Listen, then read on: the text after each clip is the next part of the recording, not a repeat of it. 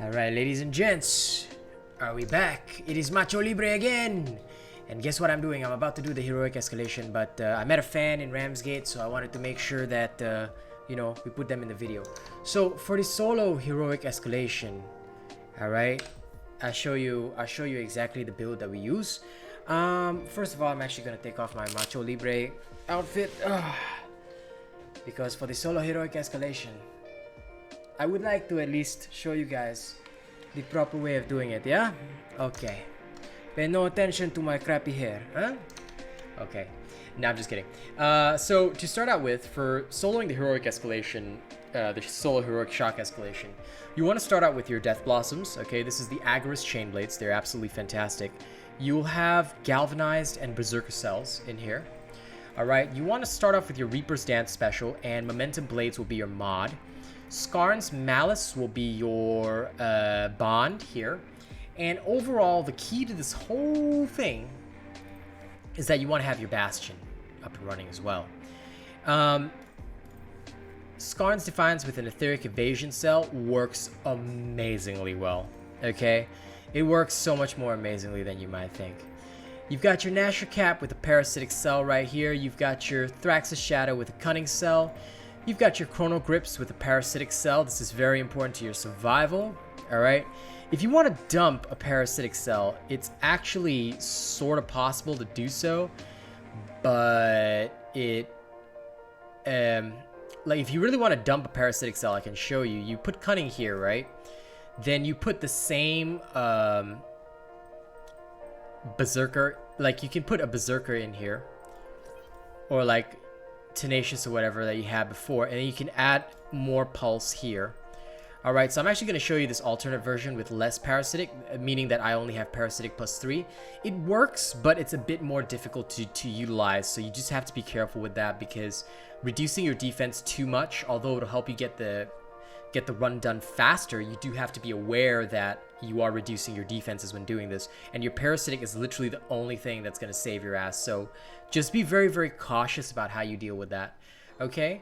But yeah, this entire build works very well, alright? So, showing you again, Dark Watch with a Berserker Cell, Thrax's Shadow with a Pulse Cell, Chrono Grips with a Parasitic Cell, and Boreal March with a Galvanized Cell, okay? Again, if you want to switch back to the old method, just make sure that you swap this back to the Nasher Cap, and you put in your Parasitic Cell here, and then you can adjust your Berserker and whatnot, okay? So this whole build will give you 800 hit points, but you have massive shields. So the shields will keep you alive through that, and then you can... oh.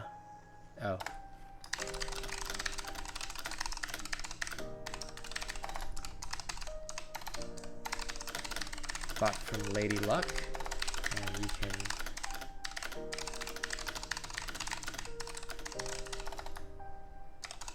use my builds.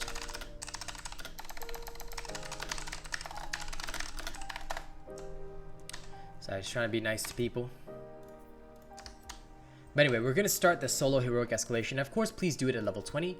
As per normal, I'll be doing this one without any consumables used at all, alright? And I'm going to show you how we run this, okay? So yeah, just sit back, relax, and I'll basically show you how it's done. It's not a difficult process, okay? Main thing that you just want to be aware of is that when you're running the solo heroics, you're basically dealing with a situation whereby you have to ensure your survival, which is why I use Chainblade so much. And also, in addition to the creatures hitting hard, you have to be sure to deal enough damage to ensure that you can handle it. You know, you have to deal enough damage to really keep your shields up. Alright, so I'm going to demonstrate how to do this, and now, of course, this has been reworked for patch 1.8. Of course, I've done this before, but the old build will no longer work, right? So now we're going to rework it for 1.8, and here we go. Alright, it looks like we're starting out with a Scorched Stone Hellion, literally bane of my existence. I hate this guy so much, but we'll have to deal with him. So what you want to do is, as always, please Run, evade, do what you have to. If you take a little damage, it's okay. Your parasitic will help you, but please do not overdo it. Okay, you've got plenty of lantern cooldowns and stuff if you dodge, so dodge well. Okay, try not to take hits if you can avoid them. Scorchstone Hellion is probably one of the most difficult that you'll face, so don't worry about it too much. Even the Rezakiris are not as bad as this guy. Why? Because this guy likes to move around. He moves around like some, you know, terrible creature that literally has nothing on its mind except annoying the fuck out of your existence. And the reason why we use so much Berserker, again, is because we also hit a lot, and in order to lifesteal back the amount of health we need, it's better to focus on the amount of hits that you do. Now, the other benefit that I must mention about this particular build is that when you're playing it in this fashion, right, although you have slightly less defense from only having a +3 parasitic, you do also gain in terms of the fact that you don't have to worry about losing the damage of not having pulse +6. If you do the other method, you only can go up to pulse +3.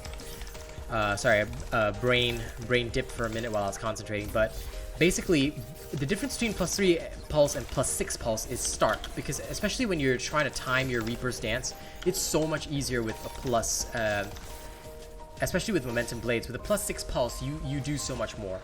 Okay, it's hard to explain, but basically you're seeing the results already, despite not using a single consumable at all, and just ignoring the umbral instability. All right, obviously.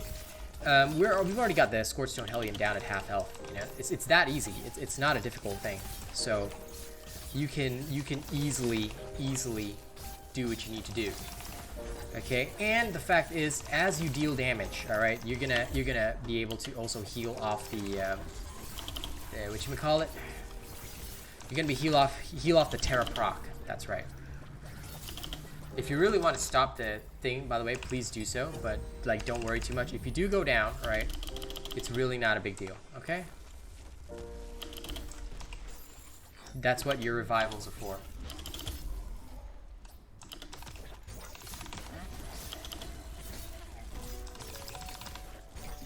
You have an Agorist revive, so don't be afraid to utilize it, alright? Don't be afraid to be cheeky with it. I personally do all the time, you know, because why not? It's there for you to use, right? And, you know, you don't even have to worry about draining too much stamina, so you can just slice and dice however you feel. Like, you feel your stamina's getting too low, you can even use the normal light attacks, just spin around and dance for a little while, you know? And with Pulse guaranteeing crits, you always have extra hard hits going around, so you can use that to your advantage. Just don't be shy of using Momentum Blades to get what you need done, to do extra dodging here and there, and to just basically supplement your combat with whatever you need. The Bastion really works well because you can save it up for those types of for those types of monsters that are not the Scorchstone Hellion. Mostly I use the Bastion here against the Scorchstone Hellion for defensive purposes, to regain shields fast, because you don't want a situation where, like that, you take the hit from the umbral instability and then you're just about ready to die. Alright, I try to avoid that where I can. And there you go, it's dead. So, as you can see, still no consumables used. A few dicey situations, but the Scorchstone Hellion, like I said, is one of the toughest creatures you'll face. The rest are not a big threat, genuinely. I've never faced a bigger threat than a Scorchstone Hellion just because of how much fire it spits all over the place. Super annoying. Try not to take anything like Pact of Might on Heroics because it's a very, very bad idea. Eidolons are amazing. Don't discount them. This is what I use when I really need shit done. Now, between the Ragetail Gnasher and the Skarn coming up, I often will, and the Scrave coming up, I will choose the Scrave first. Reason is because I do not want to have to deal with freezing shit when I'm trying to survive. Okay, so you might hit the Ragetail Gnasher accidentally, but don't worry about it too much. Okay, try to knock down the Scrave ASAP, and then while it's down, take advantage of it. If you really need to use consumables, go ahead and do so. I will not be doing so. Scrave is also one of the top tier annoying creatures that you're going to face, and that's because of its ice abilities. The freezing is bullshit, but you can deal with it, so don't panic, okay? The most important thing is don't panic, okay? Press your keyboard furiously if you need to, but don't panic, okay? It doesn't have a lot of hit points by comparison, so you should be alright. And that's the most important thing to remember out of Scrape. It doesn't have a lot of hit points, so do not panic, you'll be alright. If you end up hitting the Rage Tail Gnasher in between, that's okay, because sometimes good things will happen, like it just freezes up like that. Oh god. Okay, I accidentally triggered it to get back into combat. Boo! Thought I was gonna have an easy time. Oh well. Sometimes it will do its stupid ice thing, but again, don't panic too much. This is mostly a visibility problem, and you can get through it, okay? You have plenty of ice you have plenty of shields for a reason, and you will utilize them. So just keep utilizing them, keep regaining them, okay? The biggest thing you just want to be careful of is a situation whereby you end up losing too much shields, so just be very, very cautious about that. Okay, remember you've got to revive if things get dicey, but you don't want to end up consuming that, alright? It's already down to half health, so we're looking at a very good situation right here. Okay. Now the Rage Tail Gnasher has its own attacks, which is very, very ultra annoying. Just remember that it is a dick and will continue being a dick to you forever.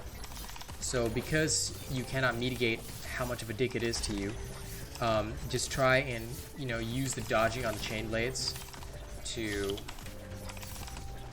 smash it down. There you go. There you go. Okay, all good, right? Now, my alarm, go away.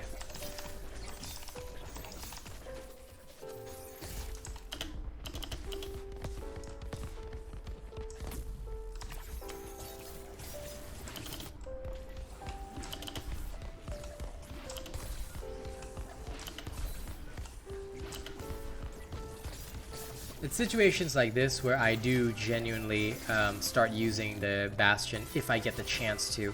Again, it's not a super advised methodology of beating up your enemy creatures. Like, of course I cleared this yesterday with ease, but this particular methodology is great if you know, just want to go ham with the pulse, dish out obscene amounts of damage, and, you know, you not worry too much about using Bastion offensively. You can, but I would only do it if you're in a very safe scenario, and that's when the creature's knocked down or stunned, or just doing this stupid shenanigans. This is the perfect time to utilize Bastion in the way it was intended to be. Alright, this was literally the perfect time. And then you get a knockdown on top of that. Ooh. This is like a free speed mode, you see. So this is where Bastion really comes in handy. The extra shielding is absolutely beautiful, and the creature is dead. Okay, so you've cleared that as well. Again, there are no tonics consumables used. You haven't seen me take a single one. Okay. Same builds. Nothing has been changed. Alright, no special changes to the builds. None of that bullshit. Alright.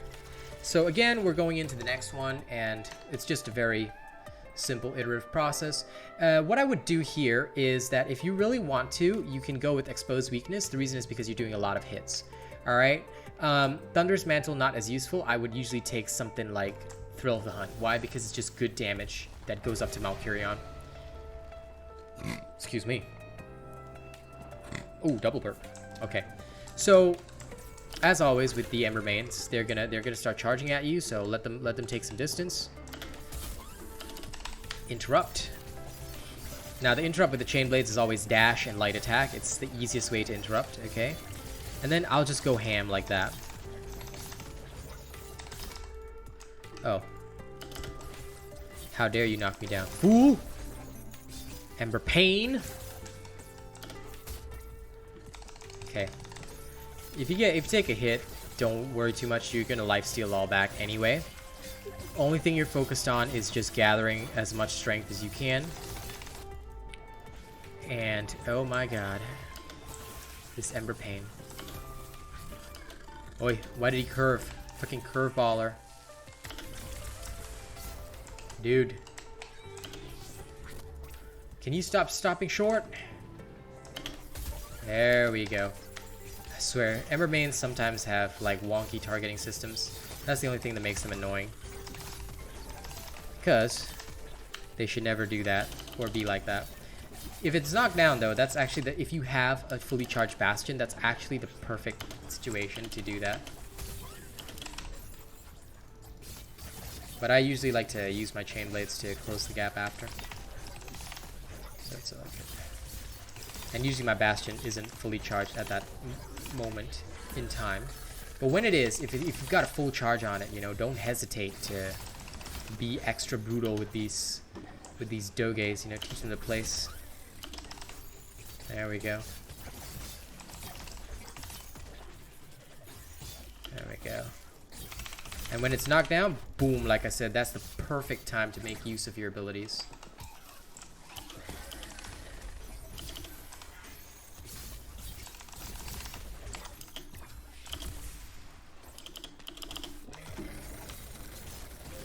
So just keep in mind that making use of the abilities doesn't mean stupidly getting yourself killed, alright? So please do not be dumb. Please be intelligent and smart like the beautiful people that I know you are. Okay, Ember main is very easy because it has very low hit points. In comparison to like something like, say, Valamir.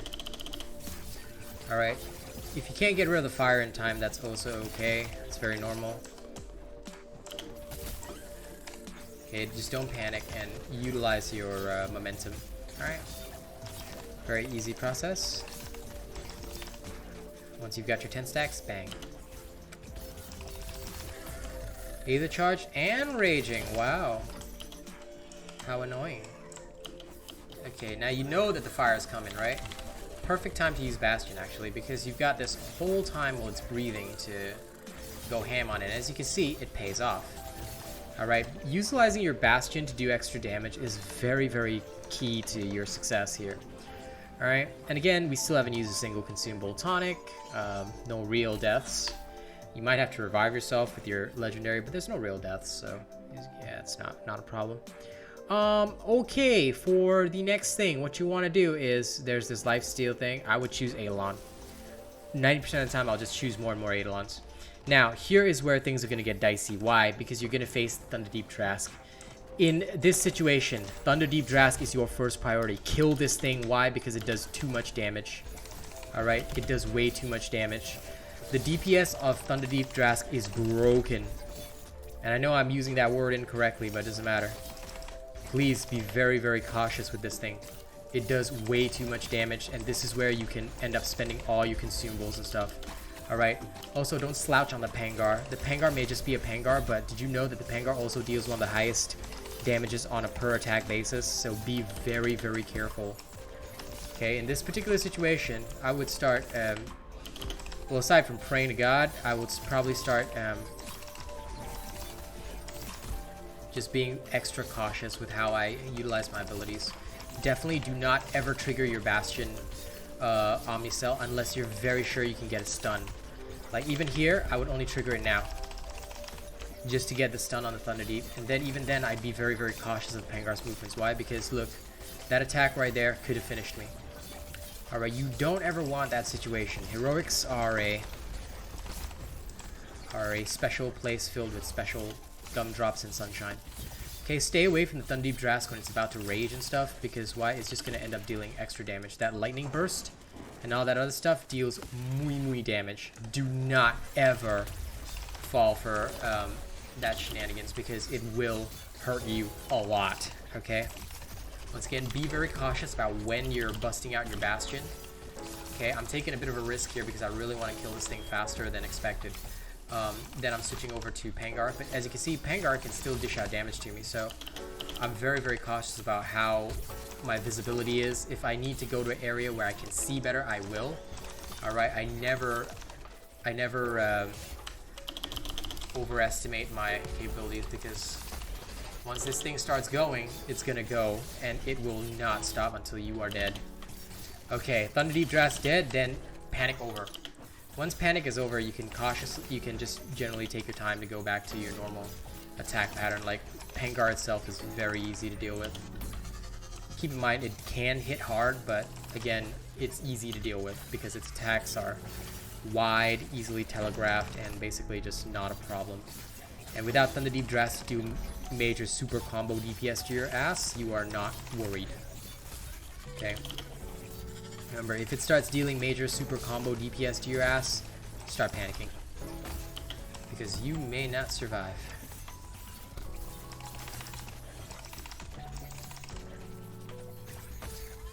I would of course love for you to survive, but you may not, just so you know.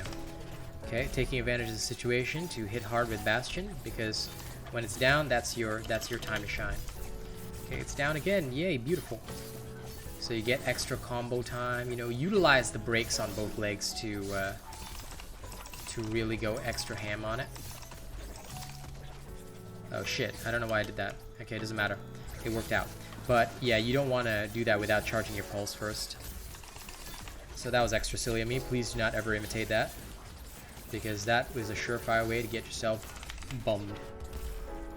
Okay, good. The Pangar's dead. By utilizing Bastion frequently, we were able to dish out extra damage, so that was very good. Now, keep in mind the final Malky Boy is stronger than the regular Malkyria and has extra attacks. It also puts down the shock pillar thingy-mabobs, and of course we're at escalation 90. Okay, now what you want is full throttle. It's the final behemoth. You know, having extra crit is beautiful. All right, and it lasts until the behemoth's defeated, which is exactly what you want. So now you're gonna have a super crit build. You're always dishing out super damage. It's beautiful. So here we go. Let your Eidolon shoot Malk until he comes down to say hello. And once he comes down, activate your lantern as per normal, and then just start dealing with him. It's a very simple process.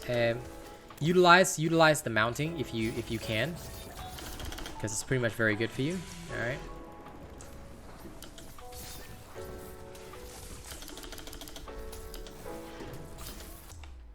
Now, in terms of attack, Malk has bigger attacks.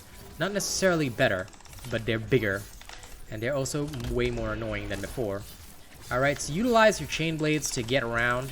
Alright, this is where I love doing the, you know, being in my element and shit.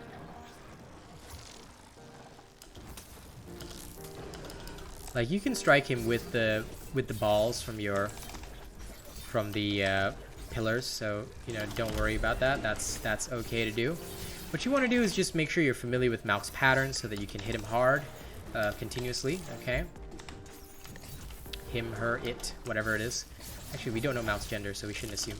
Okay, as soon as it goes down, that's when you want to utilize your Bastion and then just go ham again. Use its wing to hide you from the electric balls. If you get sent into the stratosphere, you know, enjoy your vacation. Say hi to Elon Musk. Okay, he's a very lovely man. And then there we go.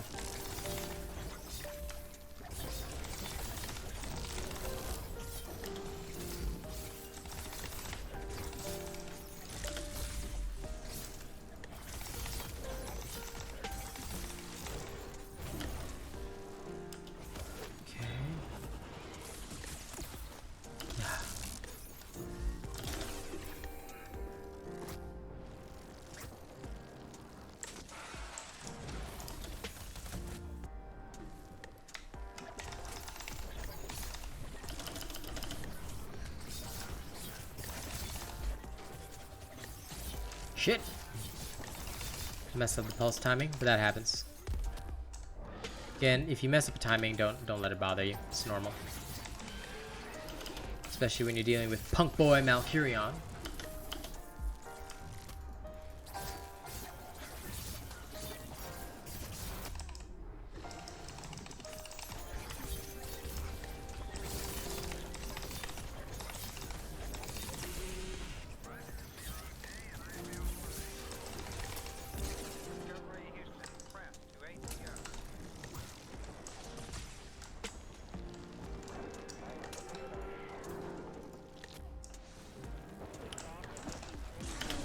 If I get the chance, I'll usually try and stun him down.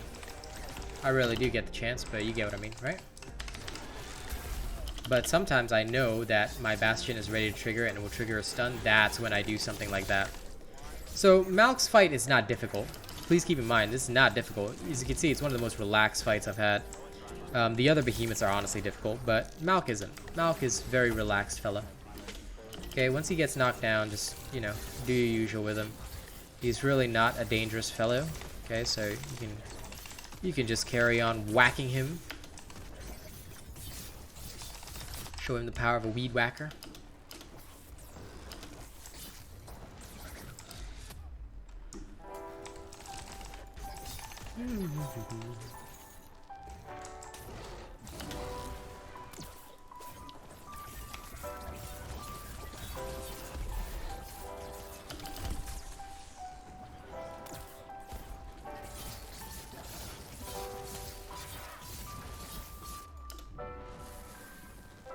And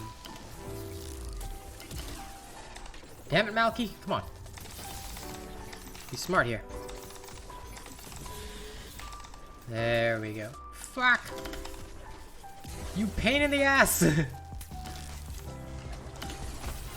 There you go. Oh, he's dead. There we go. So yeah, there we go. Not much problems there, right?